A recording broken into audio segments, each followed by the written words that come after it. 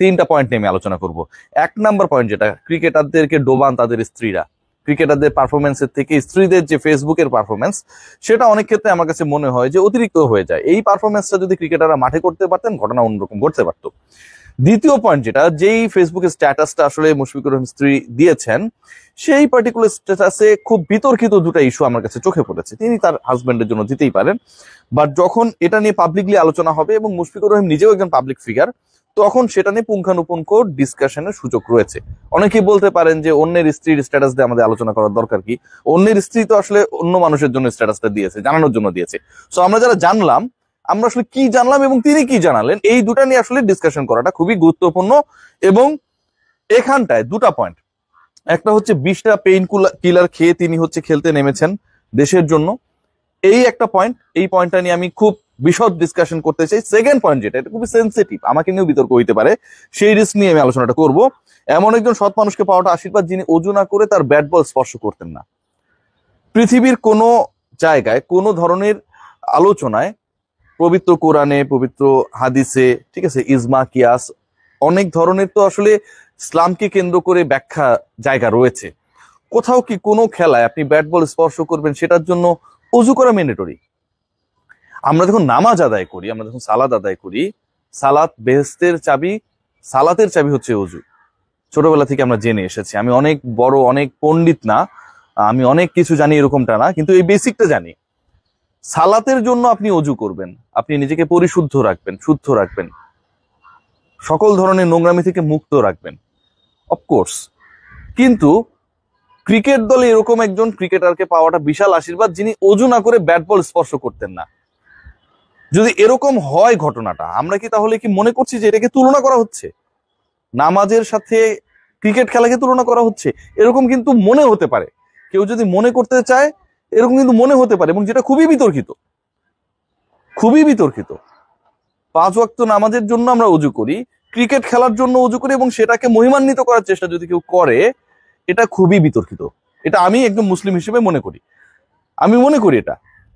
আচ্ছা, ধরুন বাংলাদেশ দলে এমন একজন ক্রিকেটারকে পাওয়াটা আশীর্বাদ, যিনি অজু না করে ব্যাট বল স্পর্শ করতেন না। অন্য ক্রিকেটার যারাও সালাদ আদায় করে, যারাও নামাজ পড়ে, বাংলাদেশ দলে ম্যাক্সিমাম ক্রিকেটার তারা প্র্যাকটিসের মাঝেও হচ্ছে মাঠে দাঁড়িয়ে, তপ্ত রোদের মধ্যে দাঁড়িয়ে তারা সালাদ আদায় করে। আমি বিদেশে গিয়েছি, টাইম জোন থেকে শুরু করে সবকিছু আলাদা, সেখানটাও তারা হচ্ছে নামাজ পড়েছে, নামাজ আদায় করে। আমাদের অনলাইন প্ল্যাটফর্মগুলোতে এগুলো প্রচুর ভিডিও। এখন এই ক্রিকেটারদের তো মোস্ট অফ দেম তারা অজু না করেই ক্রিকেট খেলতে নামে। সালাদ আদায় করার জন্য তারা ডেফিনেটলি অজু করেন, কিন্তু ক্রিকেট খেলতে নামার সময় তো অজু করে না। তাহলে কি তার আশীর্বাদ না? তাহলে কি এই ক্রিকেটারদের যে ক্রিকেটের প্রতি ডেডিকেশন সেটা কমে যায়? আপনি যখন ধর্মীয় লাইন টেনে ওই খেলার সঙ্গে সম্পর্কিত করার চেষ্টা করবেন এবং সেটা পাবলিক প্ল্যাটফর্মে দিয়ে দেবেন, এই আলোচনাটা যখন হবে, সেটা কিন্তু আমার কাছে খুব বেশি সেন্সিটিভ এবং বিতর্কিত মনে হয়। দলে অসংখ্য ক্রিকেটার রয়েছে, আসে যায়, যারা ভিন্ন ধর্মের। আমরা লিটন কুমার দাসের কথা বলতে পারি, আমরা সৌম্য সরকারের কথা বলতে পারি, তাদের ডেডিকেশন কি কম? মানে তারা ক্রিকেটার, বাংলাদেশের নাগরিক, তারা দেশের হয়ে খেলে, তারা বাংলাদেশের হিন্দু, মুসলিম, বৌদ্ধ, খ্রিস্টান সবার প্রতিনিধিত্ব করে ওই 11 জনের হয়ে যখন মাঠে নামে।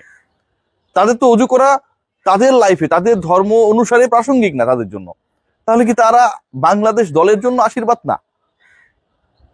আমরা আসলে কি করতে চাই? আমরা যখন যে জিনিসটা চলে সেটাকে অবলম্বন করে সামটাইমস আমার কাছে মনে হয় ধর্মীয় সুরসুরি দেওয়ার চেষ্টা করি, যেটা একদম অনুচিত, একদম অনুচিত। খেলার সাথে অজু করার সম্পর্কটা কোথায়, এই ব্যাখ্যাটা যদি কোথার থেকে পাওয়া যেত, তাহলে আমার কাছে মনে হয় যে বুঝতে সুবিধা হতো। তিনি যেহেতু বলেছেন অজু না করে ব্যাট বল স্পর্শ করেন না, এটার সাথে আসলে ধর্মের সম্পর্কটা কোন জায়গায় সেটাও যদি ব্যাখ্যা করতেন, আমার কাছে জিনিসটা অনেক জাস্টিফাইড মনে হতো। অনেক বিতর্কিত একটা আলোচনা আমি করছি, আমি জানি সেই রিস্ক নিয়ে আমি করছি, কিন্তু আমার কাছে এটা খুব বেশি ভালো মনে হয় নাই। কারণ বাংলাদেশ ক্রিকেট দলে অনেক ক্রিকেটারই ক্রিকেট খেলেন, প্র্যাকটিস করেন এবং অজু করে নিশ্চয়ই ব্যাট বল ধরেন না। তাদের ক্ষেত্রে কি তারা আশীর্বাদ না কিনা? মানুষ ধর্ম পালন করে কেন? মানুষ ধর্ম পালন করে স্রষ্টার সন্তুষ্টির জন্য, তার সন্তুষ্টির জন্য, নিশ্চয়ই প্রচারের জন্য না। কিন্তু মুশফিকের ওয়াইফের স্ট্যাটাসটা ধর্ম পালনটাকে যেন অনেকটা প্রচারণার পর্যায়ে আমার কাছে মনে হয়েছে, ব্যক্তিগতভাবে আমার কাছে মনে হয়েছে নিয়ে গেছে, যেটা দরকার ছিল না। 20টা পেইন কিলার খেয়ে তিনি খেলেছেন। পৃথিবীতে কোনো ধরনের কোনো মেডিকেল সায়েন্স অ্যালাউ করে যে একজন ক্রিকেটার, একজন অ্যাথলিট যে কোনো খেলার সাথে সম্পৃক্ত, তিনি 20টা পেইন কিলার খেয়ে খেলবেন? প্রথমত 20টা পেইন কিলার খেলে ওই মানুষের কি হইতে পারে, তার ইন্টারনাল সিচুয়েশনসটা কতটা ওরসেন হতে পারে, সেটা নিয়ে কি কোনো ধারণা রেখেছেন? এই যে কথাটা বলেছেন, মানে 20টা পেইন কিলার তিনি একবারে খেয়েছেন নাকি 20 দিনে খেয়েছেন সেটাও জানার বিষয়। 20 দিনে খেলে তো 20 দিন টানা খেলা থাকে না, তো কিভাবে তিনি 20টা পেইন কিলার খেলেন সেটাও জানার বিষয়। আবার যদি খেলার আগে 20টা পেইন কিলার খান, তাহলে সেটা ভাই অতি মানবীয়। এটা সকল মেডিকেল সায়েন্সের ব্যাখ্যার ঊর্ধ্বে সম্ভব। কোনো ক্রিকেটার বা কোনো অ্যাথলিটের যদি এরকম খারাপ সিচুয়েশন হয় যে তাকে খেলার জন্য 20টা পেইন কিলার খেতে হবে, সেই পার্টিকুলার ক্রিকেটারকে, খেলোয়াড়কে ওই দলের ম্যানেজমেন্ট, মেডিকেল টিম কি খেলার জন্য অ্যালাউ করবে? মানে যার 20টা পেইন কিলার খেতে হবে তার মেডিকেল সিচুয়েশন কতটা খারাপ বোঝার চেষ্টা করেন। 20টা পেইন কিলার ভাই, এগুলো তো নাপা বা এইস না, আরো বড় লেভেলের পেইন কিলার, তাই না? মাথা ব্যথা, হাত ব্যথার পেইন কিলার না। সো তার অবস্থা কত খারাপ, সেরকম একজন ক্রিকেটারকে কি বাংলাদেশ ক্রিকেট টিম ম্যানেজমেন্ট খেলানোর জন্য অ্যালাউ করবে? সিরিয়াসলি দিস থিংস রিয়েলি আমার কাছে খুব সারপ্রাইজিং মনে হয়েছে। আরেকটা ব্যাপার আমি যেটা বলছি, একদম শুরুতেই যে ট্যাগলাইন যে ক্রিকেটারদের ডোবানোর জন্য তাদের বউরাই যথেষ্ট।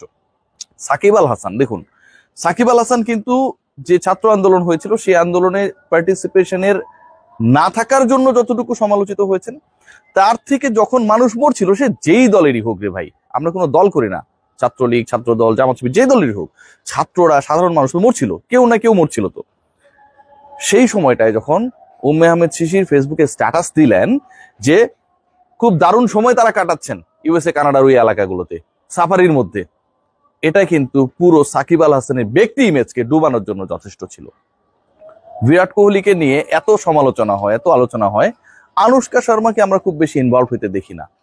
বিশ্ব ক্রিকেটের বড় বড় সুপারস্টারদের কথা যদি আপনারা বলেন, অথবা অন্য ফিল্ডের অ্যাথলিটদের কথা যদি বলেন, লিওনেল মেসি, ক্রিস্টিয়ানো রোনালদোর কথা আপনারা বলতে পারেন, এতটা সোচ্চার হতে দেখি না যতটা আমাদের ক্রিকেটারদের ওয়াইফেরা এত সিরিয়াস হয়ে যান। আমার কাছে মনে হয় আমাদের ক্রিকেটারদের ওয়াইফরা ফেসবুকে পারফর্ম না করে ক্রিকেটাররা যদি মাঠে পারফর্ম করে তাহলে এই বিতর্কগুলো হয় না। আর দ্বিতীয় যেটা, যখন মুশফিকটা ভালো খেলে তখন তো প্রশংসা পায়, আপনি যদি সেটাকে একসেপ্ট করেন, খারাপ খেলার সময় সমালোচনা হবে, সেটাকেও অ্যাজ এ প্রফেশনাল আপনাদেরকে একসেপ্ট করতে হবে। সবাই ভালো থাকবে।